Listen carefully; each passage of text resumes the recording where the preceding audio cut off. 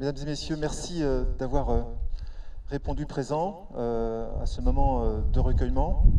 Je salue l'ensemble des élus de Mayenne, mesdames, messieurs de maires et adjoints des communes environnantes. Merci d'avoir répondu présent à ce moment qui veut évidemment marquer les événements tragiques qui ont secoué la France, qui secouent encore la France depuis quelque temps. Je salue la présence de Michel Angot. Donc je ferai une très courte intervention et puis ensuite je laisserai nous faire un petit chant. La France perd son professeur assassiné. Nos pensées vont aux proches, à la famille de la victime. Quelques jours après ce meurtre, prédomine un sentiment de colère et un sentiment d'incompréhension. Cet assassinat nous pose évidemment beaucoup de questions.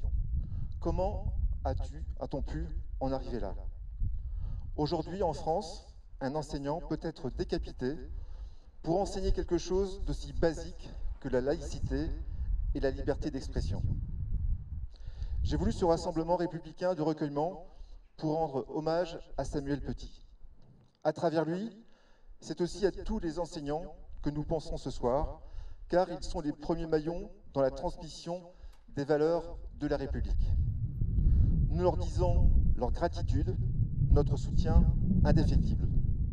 Notre intransigeance doit être totale contre la barbarie, le fanatisme religieux, le terrorisme islamiste. Ne faire preuve d'aucune faiblesse lorsqu'on attaque aux fondamentaux de notre République. Et simplement rappeler que l'école est le premier rempart contre l'obscurantisme et la barbarie. Restons unis. J'ai voulu aussi marquer ce moment de recueillement par un extrait d'un texte de Jean Jaurès à l'adresse des enseignants, un texte qui a été écrit en 1888 et qui, je trouve, est plein d'actualité et qui symbolise parfaitement le travail aujourd'hui des enseignants. Je le cite, s'adressant donc aux enseignants. Les enfants qui vous sont confiés n'auront pas seulement à écrire, à déchiffrer une lettre, à écrire une enseigne au coin d'une rue, à faire une addition et une multiplication. Ils sont français et ils doivent connaître la France, sa géographie et son histoire, son corps et son âme. Ils seront citoyens et ils doivent savoir ce qu'est une démocratie libre, quels droits leur confèrent, leurs devoirs leur imposent la souveraineté de la nation. Enfin, ils seront hommes et il faut qu'ils aient une idée de l'homme, il faut qu'ils sachent quelle est la racine de nos misères, l'égoïsme aux formes multiples, quel est le principe de notre grandeur, la fermeté unie à la tendresse. Il faut aussi qu'ils puissent se représenter à grands traits l'espèce humaine, domptant peu à peu les brutalités de la nature et les brutalités de l'instinct, et qui démêlent les éléments principaux de cette œuvre extraordinaire qui s'appelle la civilisation. Il faut leur montrer la grandeur de la pensée. Il faut leur enseigner le respect et le culte de l'âme en éveillant en eux le sentiment de l'infini qui est notre joie et aussi notre force, car c'est par lui que nous triompherons du mal, de l'obscurité et de la mort. Et il conclut par « Vous tenez en vos mains, cher professeur, l'intelligence et l'âme des enfants. Vous êtes responsable de la patrie. » Merci de votre attention. Nadège va nous faire un petit chant. Je lui cède. Alors, je vais peut-être tenir le micro parce que je n'ai pas désinfecté, mais bon.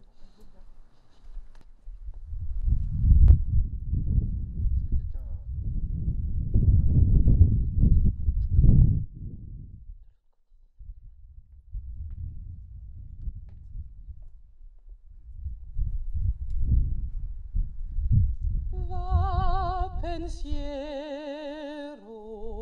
sull'ari dorati, va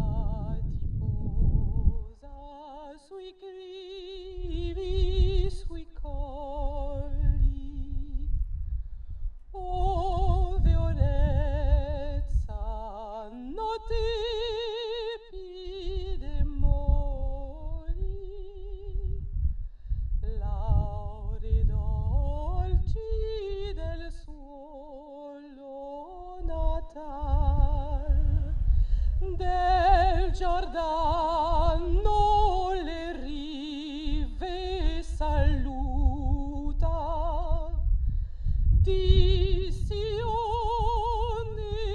le torri atterrate. O mia patria, si belli perduta, o membranza si cara e fatal, d'erpador di fatidici vati, perché muta dal salice pendi, le memorie nel mito raccendi, ci favella del tempo che fu. O simile di soli mai fatti, tragi un suono di crudo lamento, ti ispiri il Signore un concento che in fondo al patire virtù, che in fondo al patire virtù, che in fondo al patire virtù, al patire virtù.